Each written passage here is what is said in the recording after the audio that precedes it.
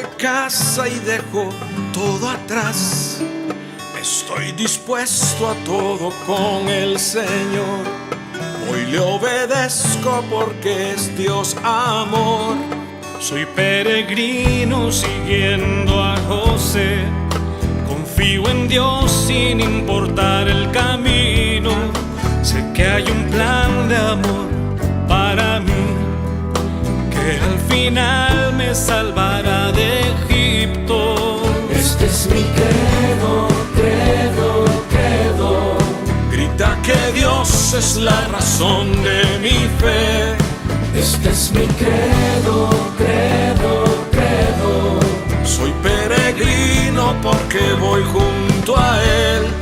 Voy caminando con la iglesia. Nubes de fieles van hacia Él.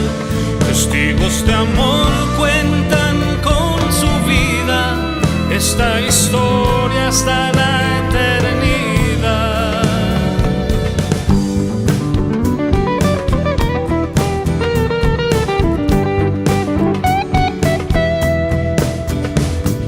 Credo, credo, credo. Credo, credo, credo. Credo, credo, credo. Soy peregrino con gente de a pie, santos sencillos que esparcen la fe. En Dios el Padre, en Jesús y el Espíritu, pueblo de Dios, iglesia peregrina.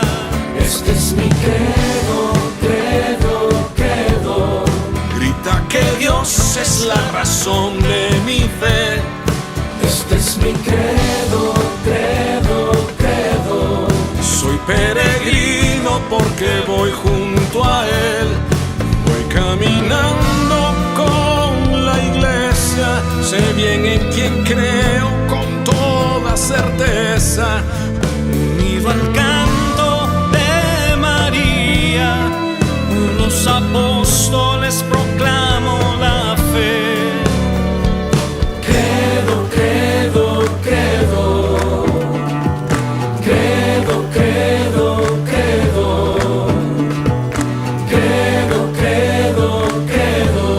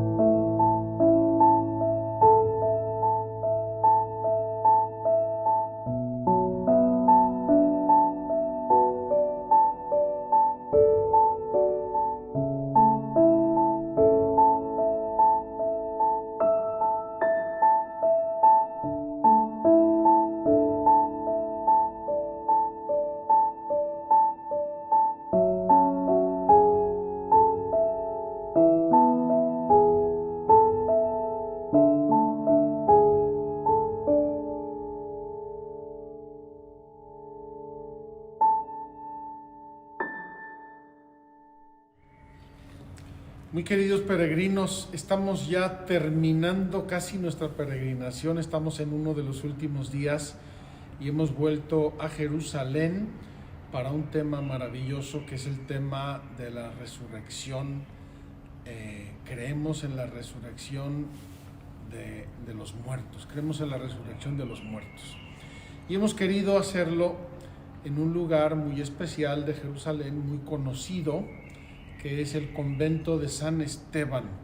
San Esteban fue el primer mártir del cristianismo, como nos refieren los Hechos de los Apóstoles en el capítulo 6, si no recuerdo mal. Tenemos aquí con nosotros al padre Jorge Vargas, a quien ya conocía, yo había visto alguna vez en Jerusalén. Es de México, nos ha atendido muy amablemente y además estamos emparentados desde el punto de vista religioso porque tiene 2 primas consagradas en el Regnum Christi, que es nuestra familia religiosa. Padre Jorge, muchas gracias por tu hospitalidad, por acogernos y por permitirnos hacer aquí hoy esta importante catequesis. ¿Quieres presentarte un poquito? Es un padre dominico.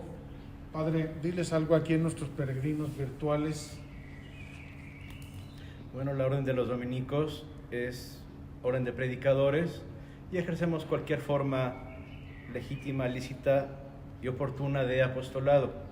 El apostolado que tiene la orden aquí en Jerusalén es la Escuela Bíblica y Arqueológica Francesa. Uno de los frutos de esta escuela, que posiblemente ustedes conozcan, es la Biblia de Jerusalén. Es la que yo uso, padre. La Biblia de Jerusalén, imagínense, salió de estas paredes. Muy buena decisión, padre. Sí. Hay actividades bíblicas, clases, se ofrece el doctorado, y hay actividades arqueológicas también, y estamos en un lugar de gran tradición de piedad y de arqueología también, en el lugar del martirio de San Esteban. Padre, ¿nos explicas la importancia de esta piedra que tenemos aquí delante? Bien, nosotros decimos que este lugar es el martirio de San Esteban, 20 siglos después. No somos el único lugar que reclama ser el lugar del martirio de San Esteban, pero esta piedra tombal, esta lápida, es la prueba de que en el siglo V se consideraba que este era el lugar del martirio y donde se guardaban las reliquias de San Esteban. Es la piedra tombal del diácono Nono Onésimo de la Iglesia de la Resurrección, es decir, el Santo Sepulcro que pide ser sepultado junto a Esteban, primer diácono o mártir, siglo V, más tardar sexto. Muy bien, Esta padre. piedra fue descubierta en 1888. Para aquellos de ustedes que nos han estado siguiendo, este complejo convento iglesia de San Esteban actualmente es más o menos contemporáneo de Notre Dame de Jerusalén, donde yo estuve muchos años de director y que está muy cerca de aquí, y tienen un poco la misma matriz espiritual que es la iglesia francesa. Los franceses, después del año 1870 aproximadamente, quisieron venir a Tierra Santa a hacer obras, a hacer arqueología y sobre todo recibir peregrinos, porque tenían peregrinaciones penitenciales. En Notre Dame tenemos las revistas de aquel tiempo de los peregrinos y así se llamaban, peregrinaciones penitenciales a Tierra Santa. Me parece que también los padres franciscanos, los padres dominicos al inicio participaron en esas peregrinaciones penitenciales, creo que por eso vinieron. De ahí surgió la idea de restaurar la provincia dominicana de Tierra Santa. Ahora somos solamente este convento y a Dios dirá después. En el futuro. Padre, muchísimas gracias por la acogida, por la disponibilidad. Vamos a grabar nuestra catequesis hoy sobre la resurrección, que me parece una catequesis muy linda y muy importante, no solo para que sepamos, sino para que la vivamos. Nosotros somos el pueblo de los resucitados y esperamos la resurrección también del último día. Gracias, Padre Jorge. Bienvenido. No sé si quieres añadir algo a nuestros peregrinos, algún saludo. Somos peregrinos en la fe. Peregrinos en la fe. No sé si quieras darles una idea, una recomendación para vivir su fe, para renovar su fe. Perseverar y ser fuertes en la doctrina recibida que hemos de vivir y de transmitir a las siguientes generaciones. Es lo que urge más en este tiempo de confusión. Y alabar la bella iniciativa del peregrinaje virtual y decirles que siempre son bienvenidos. Muchas gracias, Padre Jorge, muchas gracias. Peregrinos, vamos a dar una vuelta por este convento y esta iglesia y vamos a tener nuestra catequesis. Queridos peregrinos, aquí pueden ver una fotografía en el convento de San Esteban, cuando construyeron el convento y la iglesia. Como ven, habían apenas unas cuantas casas fuera de las murallas de Jerusalén. Ahora todo esto que vemos aquí está ya poblado y desarrollado, pero aquel tiempo era el inicio de la vida de Jerusalén fuera de los muros. Aquí tenemos la primera excavación que se hizo del lugar. Es una basílica bizantina construida por la emperatriz Eudocia hacia el año 450, presumo, aproximadamente, y es donde está construida actualmente la Basílica de San Esteban, que vamos a visitar y donde vamos a tener la celebración de la misa. Queridos peregrinos, vamos a entrar a la Basílica de San Esteban. Verán que es una basílica grandiosa. Me parece entender que es la iglesia más grande que hay actualmente en Jerusalén, y esto no obedece tanto a una necesidad práctica de un grande templo, sino que los muros y las columnas y toda la estructura de la iglesia está construida sobre la basílica bizantina que construyó la emperatriz Eudocia, me parece que se llamaba, hacia el año 440, 450. Vamos a entrar, voy a dejar a Felipe que haga unas cuantas tomas y les vamos a mostrar los mosaicos bizantinos originales que quedan todavía in situ para que vean qué hermoso.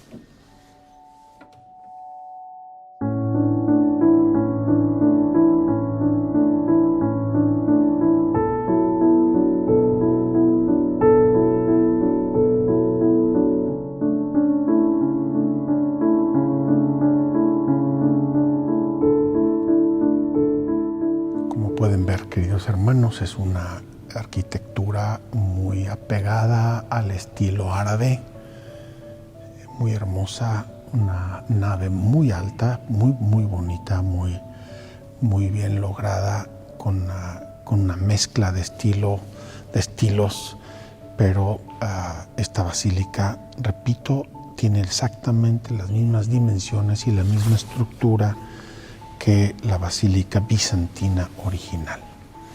Vamos a acercarnos al altar y de ahí les vamos a mostrar brevemente el mosaico bizantino, uno de los mosaicos que quedan todavía en esta iglesia.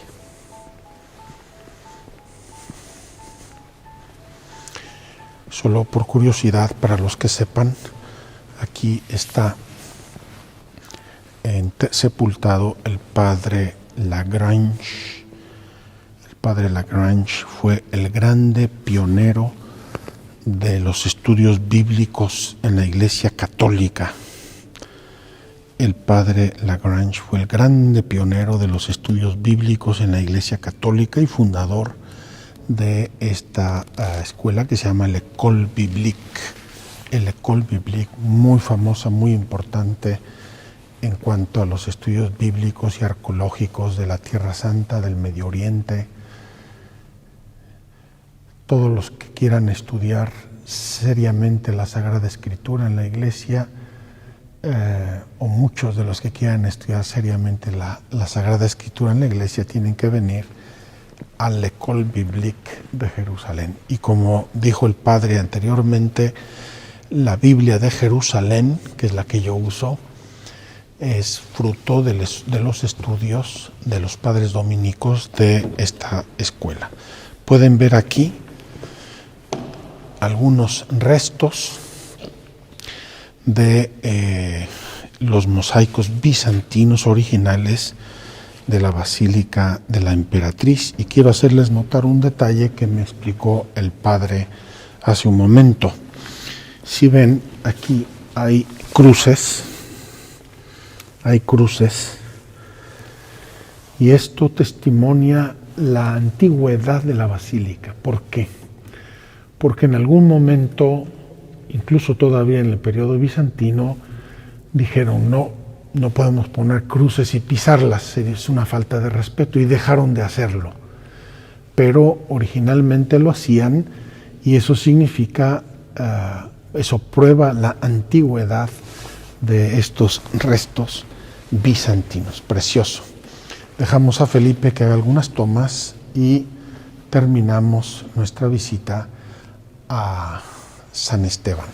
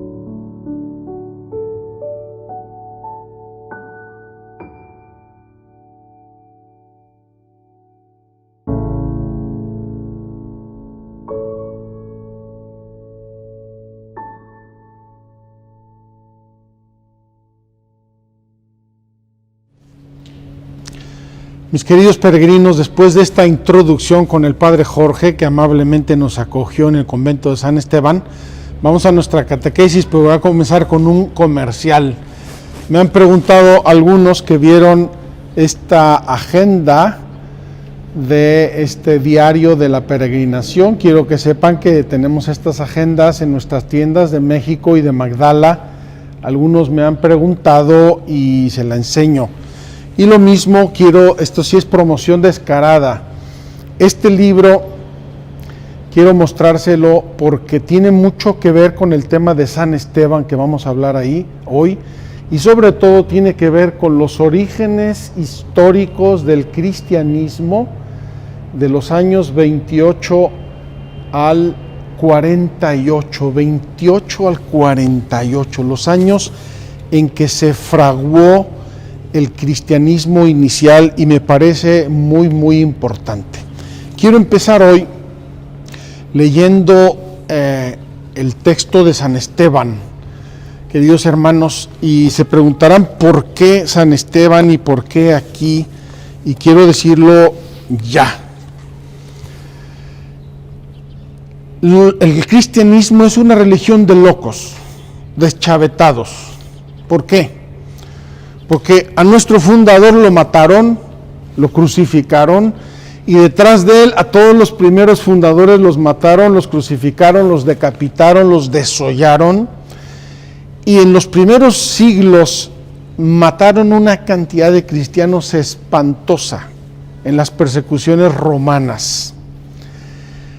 ¿Qué significado tiene esto para el cristianismo, queridos hermanos? El significado es profundísimo y es hermoso. nosotros creemos en la resurrección. Nosotros creemos que hay un mundo después. Nosotros creemos que hay premio a los que viven su vida según el Evangelio. Las bienaventuranzas son parte de esa religión de locos deschavetados, si lo analizamos bien. Bienaventurados los pobres, los que sufren, los que lloran, los que padecen persecución, los que... Oigan, espérense. Todo esto tiene razón y sentido si creemos en la vida eterna, si creemos en la resurrección. Y estamos en la basílica y en el lugar, todo hace pensar que en este lugar hicieron la ejecución de Esteban. No voy a bajar a detalles porque lo quiero leer. Y voy a leer todo el capítulo porque es como una recapitulación de todo lo que hemos venido diciendo en nuestra peregrinación. Lo van a ver, es maravilloso. Y como Esteban creía todo eso, y como Esteban le creyó a Jesucristo, incluso fue uno de los primeros diáconos y el primer mártir del cristianismo, desafió a la muerte sin ningún miedo. Incluso los primeros cristianos se sentían felices y honrados y gloriosos de que los mataran por amor a Cristo y por testimoniar su fe. Vamos a leer, queridos hermanos, lo que dice el capítulo 7 de los Hechos de los Apóstoles, discurso de Esteban. Es un poco largo, ténganme paciencia, pero verán cómo vamos recapitulando todo lo que hemos dicho hasta ahora.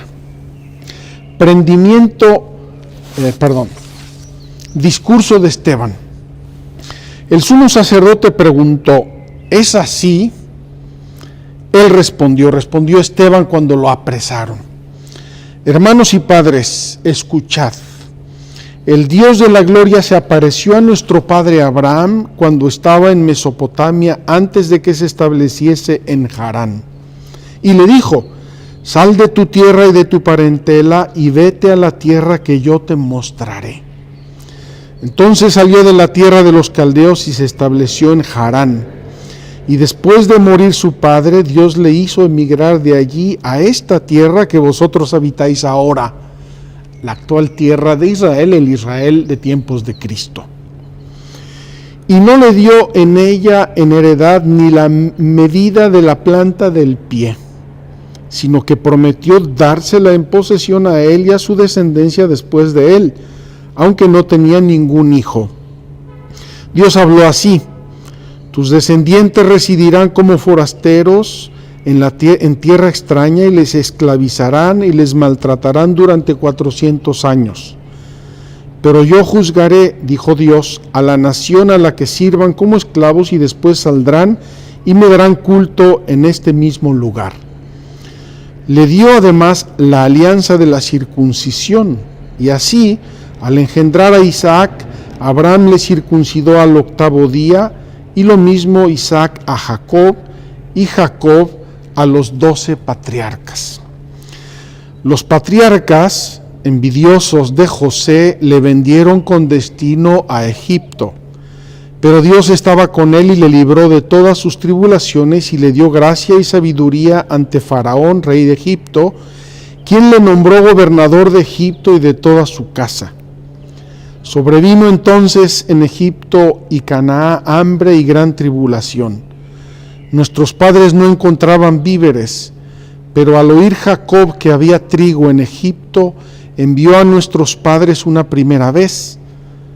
La segunda vez José se dio a conocer a sus hermanos, y conoció Faraón el linaje de José. José envió a buscar a su padre Jacob y a toda su parentela, que se componía de 75 personas. Jacob bajó a Egipto, donde murió él y también nuestros padres, y fueron trasladados a Siquem y depositados en el sepulcro que había comprado Abraham a precio de plata a los hijos de Hamor, padre de Siquem. Queridos hermanos, ya estuvimos en Siquem, el pozo de Jacob. Ya hablamos en una de las misas de José vendido a los egipcios. Ya hemos recorrido todo esto, al igual que la historia de Abraham. Por eso he querido releerla para recapitular. Conforme se iba acercando el tiempo de la promesa que Dios había hecho a Abraham, creció el pueblo y se multiplicó en Egipto, hasta que se alzó un nuevo rey en Egipto que no se acordó de José. Obrando astutamente contra nuestro linaje, este rey maltrató a nuestros padres hasta obligarles a exponer sus hijos para que no vivieran. En esta coyuntura nació Moisés, que era hermoso a los ojos de Dios. Durante 3 meses fue criado en la casa de su padre. Después fue expuesto y le recogió la hija de Faraón, quien le crió como hijo suyo. Moisés fue educado en toda la sabiduría de los egipcios y fue poderoso en sus palabras y en sus obras. Cuando cumplió la edad de 40 años, se le ocurrió la idea de visitar a sus hermanos, los hijos de Israel. Y al ver que uno de ellos era maltratado, tomó su defensa y vengó al oprimido matando al egipcio.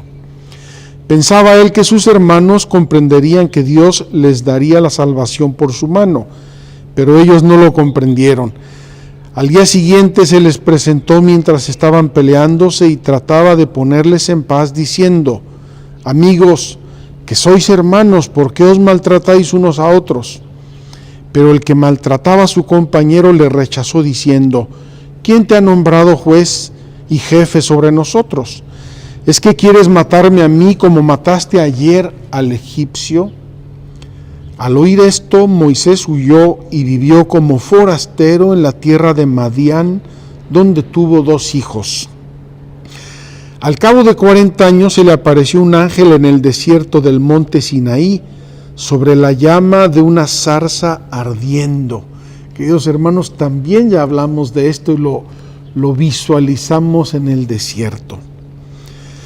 Moisés se maravilló al ver la visión y al acercarse a mirarla se dejó oír la voz del Señor: yo soy el Dios de tus padres, el Dios de Abraham, de Isaac y de Jacob. Moisés temblaba y no se atrevía a mirar. El Señor le dijo: quítate las sandalias de los pies, pues el lugar donde estás es tierra santa. Bien vista tengo la opresión de mi pueblo que está en Egipto, y he oído sus gemidos y he bajado a librarles. Y ahora ven, yo te enviaré a Egipto. A este Moisés, de quien renegaron, diciéndole: ¿quién te ha nombrado jefe y juez? A este envió Dios como jefe y redentor por mano del ángel que se le apareció en la zarza. Este les sacó realizando prodigios y señales en la tierra de Egipto, en el Mar Rojo y en el desierto durante 40 años. Este es el Moisés que dijo a los israelitas: Dios os suscitará un profeta como yo de entre vuestros hermanos. Está hablando la escritura de Jesucristo, queridos hermanos. Dios os suscitará un profeta como yo de entre vuestros hermanos. Este es el que en la asamblea del desierto estuvo con el ángel que le hablaba en el monte Sinaí y con nuestros padres, el que recibió palabras de vida para comunicárnoslas. Este es aquel a quien no quisieron obedecer nuestros padres, sino que le rechazaron para volver su corazón hacia Egipto. Y dijeron a Aarón: haznos dioses que vayan delante de nosotros, porque este Moisés que nos sacó de la tierra de Egipto no sabemos qué ha sido de él. E hicieron aquellos días un becerro de oro y ofrecieron un sacrificio al ídolo e hicieron una fiesta a las obras de sus manos. Entonces Dios se apartó de ellos y los entregó al culto del ejército del cielo, como está escrito en el libro de los profetas. Es que me ofrecisteis víctimas y sacrificios durante 40 años en el desierto, casa de Israel. Os llevasteis la tienda de Moloc y la estrella del dios Refán, las imágenes que hicisteis para adorarlas, pero yo os llevaré más allá de Babilonia. Todo esto es lo que cree Esteban y les está diciendo a los sumos sacerdotes y al Sanedrín y a los que le acusaban de algunas sinagogas de aquel tiempo. Nuestros padres tenían en el desierto la tienda del testimonio, como mandó el que dijo a Moisés que le hiciera según el modelo que había visto. Nuestros padres que le sucedieron la recibieron y la introdujeron bajo el mando de Josué en el país ocupado por los gentiles, a los que Dios expulsó delante de nuestros padres, hasta los días de David, que halló gracia ante Dios y pidió encontrar una morada para la casa de Jacob. Pero fue Salomón el que le dedicó la casa. Aunque el Altísimo no habita en casas hechas por manos de hombre, como dice el profeta: el cielo es mi trono y la tierra el escabel de mis pies. Dice el Señor: ¿qué casa me edificasteis? ¿O cuál será el lugar de mi descanso? ¿Es que no ha hecho mi mano todas estas cosas? Y va a concluir Esteban con una frase durísima: duros de cerviz, incircuncisos de corazón y de oídos, vosotros siempre resistís al Espíritu Santo, como vuestros padres, así vosotros. ¿A qué profeta no persiguieron vuestros padres? Ellos mataron a los que anunciaban de antemano la venida del justo, de aquel a quien vosotros habéis traicionado y asesinado. Está hablándoles de que ellos mataron a Cristo. Vosotros que recibisteis la ley por mediación de ángeles y no la habéis guardado. Al oír esto, sus corazones se consumían de rabia y rechinaban sus dientes contra él. Y aquí viene la lapidación de Esteban. Vean esa escultura preciosa, está de rodillas pidiendo perdón por los que lo matan. Pero él, Esteban, uno de los primeros diáconos de la iglesia, Esteban, lleno del Espíritu Santo, miró fijamente al cielo y vio la gloria de Dios y a Jesús que estaba en pie a la derecha de Dios, y dijo: estoy viendo los cielos abiertos y al Hijo del Hombre que está en pie a la diestra de Dios. Estamos hablando de misterios que ya confesamos en el símbolo de la fe. Estamos ya hablando de artículos de la fe que ya explicamos. Jesús sentado a la derecha de Dios. Entonces, gritando fuertemente, se taparon sus oídos y se precipitaron todos a una sobre él. Le echaron fuera de la ciudad y empezaron a apedrearle. Los testigos pusieron sus vestidos a los pies de un joven llamado Saulo. Mientras le apedreaban, Esteban hacía esta invocación: Señor Jesús, recibe mi espíritu. Después dobló las rodillas y dijo con fuerte voz: Señor, no les tengas en cuenta este pecado. Y diciendo esto, se durmió, se murió. Saulo aprobaba su muerte. Aquel día se desató una gran persecución contra la iglesia de Jerusalén. Queridos hermanos, qué emoción escuchar la fe de Esteban, que era la fe de Israel, que era la base sobre la cual Jesucristo construyó su iglesia. Y así recorre las alianzas, las diversas alianzas y momentos del pueblo de Israel para llegar y declarar lo que estaba viendo con sus propios ojos sin temor a la muerte. ¿Por qué? ¿Porque era un loco y un tonto y un imprudente? O más bien porque creía en la resurrección de los muertos. Queridos hermanos, este es nuestro tema de hoy. Creo en la resurrección de los muertos. Y quiero repetir lo que ya dije.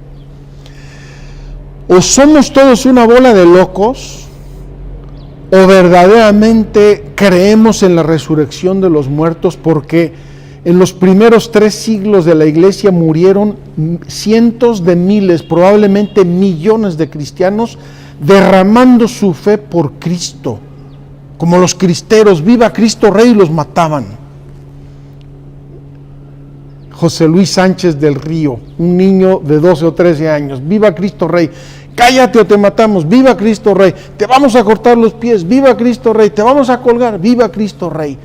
Creo en la resurrección de los muertos, creo en la resurrección de la carne. Queridos hermanos, el credo, profesión de nuestra fe en Dios Padre, Hijo y Espíritu Santo, culmina en la proclamación de la resurrección de los muertos al fin de los tiempos y en la vida eterna. Y quiero hacerles una pregunta, queridos peregrinos.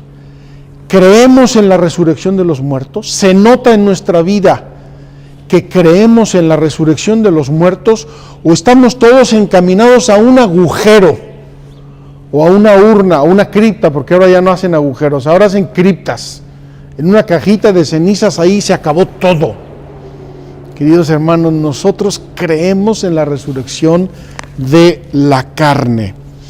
Creer en la resurrección de los muertos ha sido desde sus comienzos un elemento esencial de la fe cristiana. ¿Por qué? Porque le da sentido a toda la vida. Queridos hermanos, el después de la muerte, como ya hemos dicho varias veces, no es un abismo oscuro, negro, un agujero donde vamos cayendo cada día 300,000 personas. Cada día mueren y nacen aproximadamente 300,000 personas en el mundo, aproximadamente.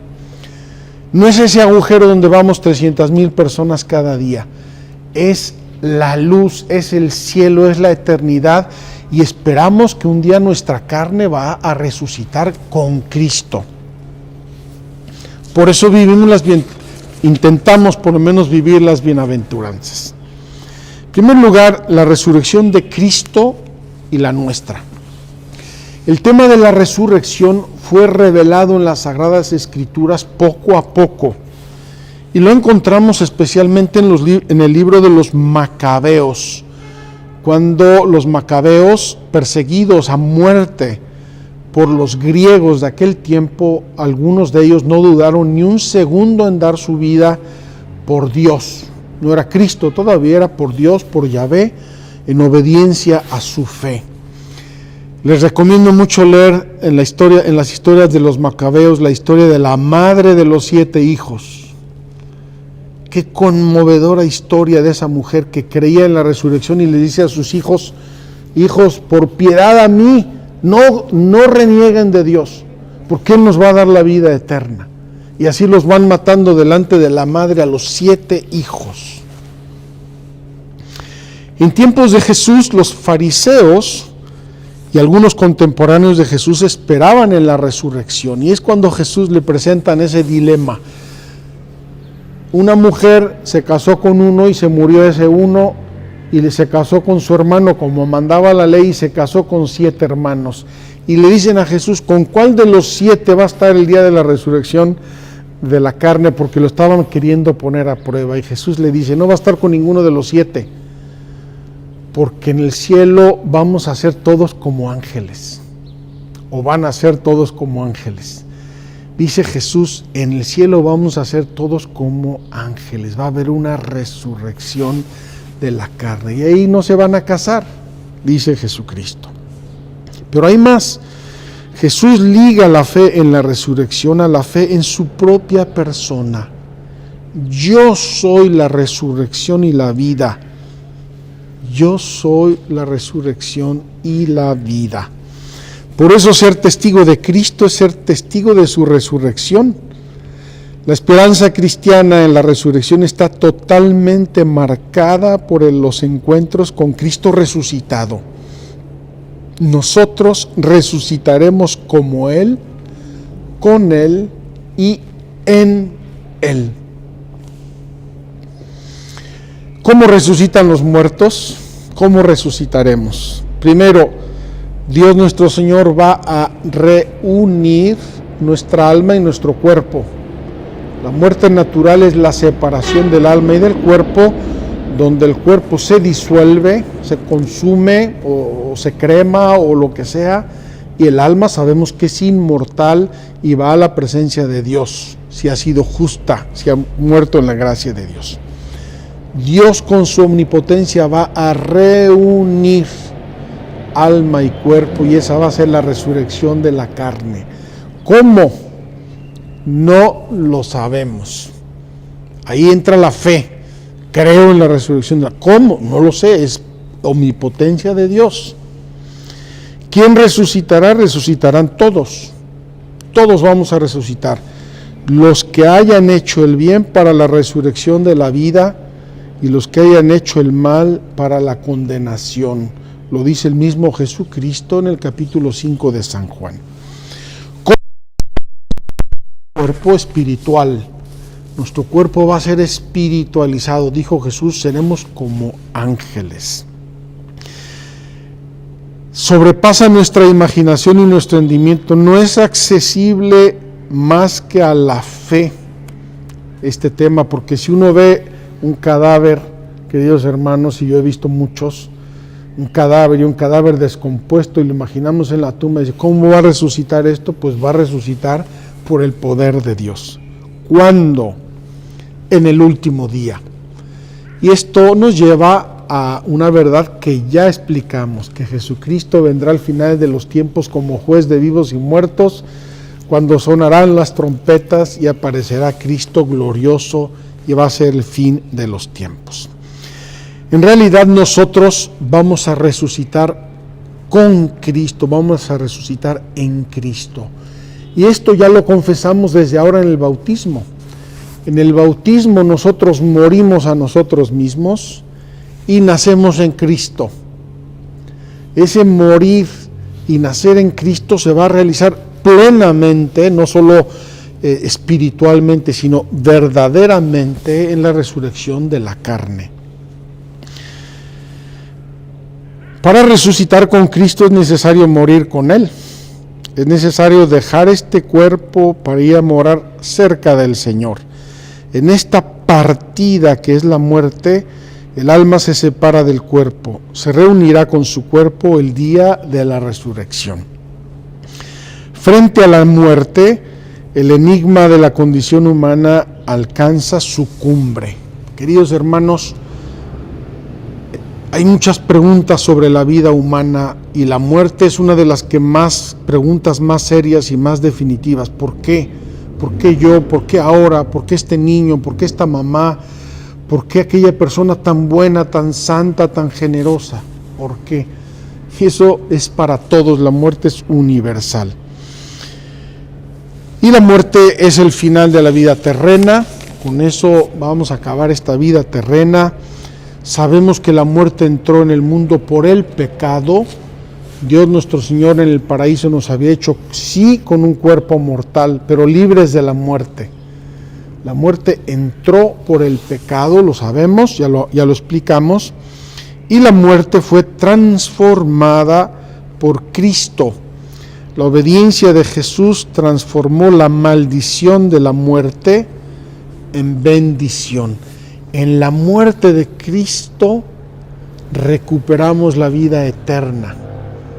Queridos hermanos, este es el trasfondo de esta verdad de nuestra fe. El sentido de la muerte cristiana. La muerte cristiana, queridos hermanos, es una muerte, debería ser una muerte gozosa, llena de esperanza. Repito, el cristiano que muere no acaba en un agujero como los animales. El que muere en Cristo y creyendo en Cristo sabe que existe una resurrección, un premio, y que vamos a gozar de Dios y vamos a reunirnos con nuestros seres queridos. Esto significa, y quiero que quede bien claro, que no hay reencarnación. La fe cristiana no acepta bajo ningún concepto la reencarnación. El cristiano muere en la única vida que recibe de Dios y después resucitará en la carne en el último día. La novedad esencial de la muerte cristiana está en morir en Cristo, con Cristo, y resucitar con Él, vivir con Él.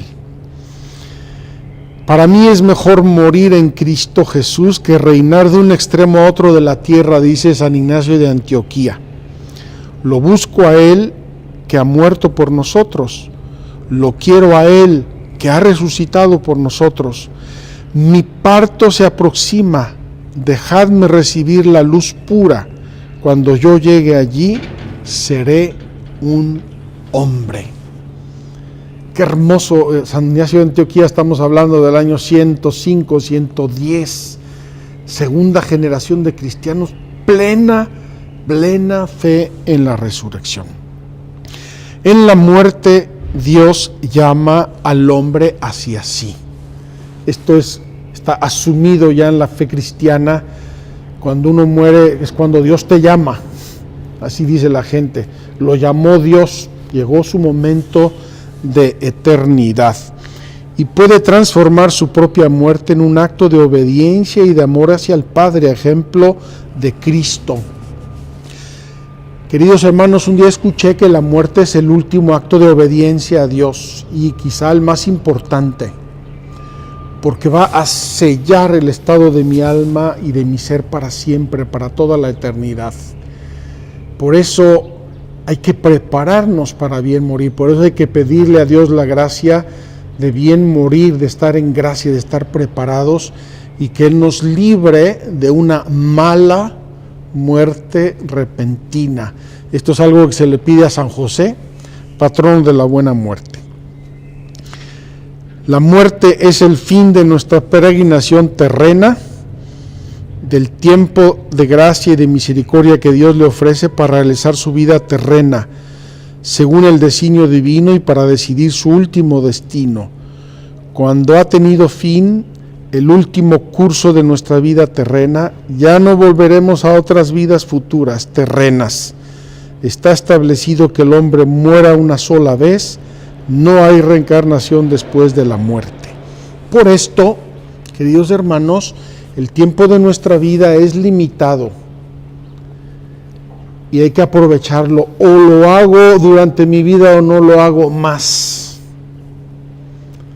Este sentido de que mi vida termina y terminará algún día cuando Dios quiera, tiene que llevarme a mí a un gran sentido de responsabilidad. Los santos, muchos santos, han tenido una conciencia muy clara y muy fuerte de la belleza del paso a la otra vida, de la belleza del encuentro con Dios, del premio eterno. Les voy a citar algunos. Mi deseo terreno ha sido crucificado. Hay en mí un agua viva que murmura y que dice desde dentro de mí, ven al Padre. San Ignacio de Antioquía. Santa Teresa de Jesús, muero porque no muero, y tan alta vida espero que muero porque no muero. La pobre de Santa Teresa quería morirse y se moría de ganas de morirse. ¿Por qué? Por la alta vida que esperaba, por la claridad. Ella, que había tenido tantas experiencias místicas, había experimentado en la tierra lo que es el cielo, contemplar a Dios, ver a Jesucristo. San Francisco de Asís, alabo a Dios por la hermana muerte, loado sea mi Señor. Ningún viviente escapa de su persecución. Ay, si en pecado grave sorprende al pecador. Dichosos los que cumplen la voluntad de Dios. La hermana muerte. Habrías de ordenarte, esta es la imitación de Cristo, habrías de ordenarte en toda cosa como si luego hubieses de morir. Si tuvieses buena conciencia, no temerías mucho la muerte. Mejor sería huir de los pecados que de la muerte.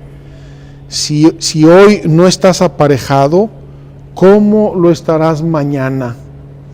Hay que huir del pecado, no de la muerte. Hay que vivir según Dios, y así cuando Dios me llame, estoy preparado, estoy libre, tengo las manos limpias. Yo quiero ver a Dios y para verlo es necesario morir, nos dice Santa Teresa de Jesús, y Santa Teresita de Jesús dice: yo no muero, entro en la vida. Y acuérdense que ella murió de una enfermedad muy banal que hoy se cura con antibióticos. Ella murió muy jovencita después de muchos meses de padecimiento. Quiero terminar, queridos hermanos. Creer en la resurrección. Yo quería leer otro texto, pero se los dejo de tarea. Quería leer el capítulo 15 de la primera carta de San Pablo a los Corintios. Capítulo 15 de la primera carta de San Pablo a los Corintios. ¿Por qué quería yo leerla? Porque ya escuchamos que cuando mataron a Esteban, los que lo mataron y apedrearon dejaron sus ropas a los pies de un joven llamado Saulo. Y ese joven llamado Saulo después va a ser el gran predicador de la resurrección. ¿Cuándo? Cuando encontró a Cristo. ¿Cuándo? Cuando conoció la fe cristiana. ¿Cuándo? Cuando entendió el valor de la pasión, muerte y resurrección de Cristo, que es también nuestra resurrección. Queridos hermanos, los cristianos debemos tener los pies en la tierra y el corazón en el cielo. Todos los cristianos deberíamos tener los pies en la tierra y el corazón en el cielo, porque esa es nuestra patria definitiva, a ella nos llama Dios, por eso murió Cristo.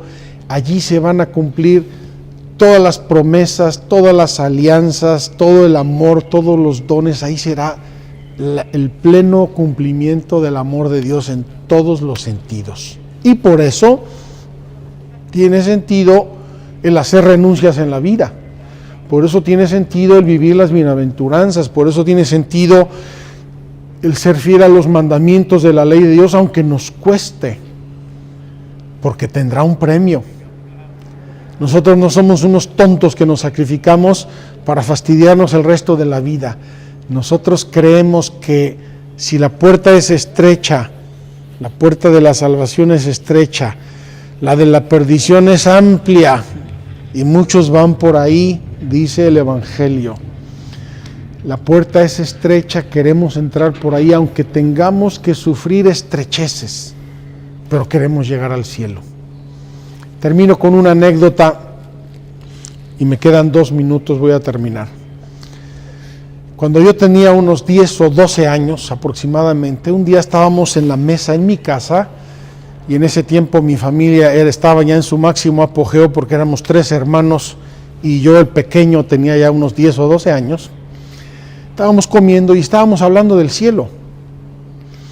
Pues que como lo imaginábamos y que quién iba a llegar ahí, que quién iba antes, que quién iba después. Recuerdo que mi madre dijo: yo no quiero morirme antes de que mi Juanito tenga por lo menos 12 años. Mi papá dijo: yo no quiero morirme hasta que mi Juanito tenga 18 años. Y se murió 15 días antes de que yo cumpliera 18 años. En esas mi madre suelta una frase que a mí me traspasó el corazón y me hizo pensar muchísimo. Quizá una de las veces que pensé cosas de la vida y de la eternidad más en serio por primera vez. Dijo mi mamá: pues yo no quisiera ir al cielo si supiera que no voy a estar ahí con mi esposo y con todos mis hijos. Queridos hermanos, es muy seria esa frase. Yo no quisiera ir al cielo si supiera que no voy a estar ahí con mi esposo y con todos mis hijos. ¿Por qué? Porque nosotros cristianos tenemos nuestra patria en el cielo. Y ahí vamos a estar con nuestros seres queridos, y si no llega alguno de nuestros seres queridos, no sé si haya motivo de tristeza, creo que no, estamos en el cielo. Pero esa frase de mi madre me traspasó el corazón y me hizo pensar: qué serio es esto del cielo. Creemos, hermanos, que hay una resurrección de la carne, lo creemos con la fe de la Iglesia. Vamos a prepararnos para nuestra Eucaristía.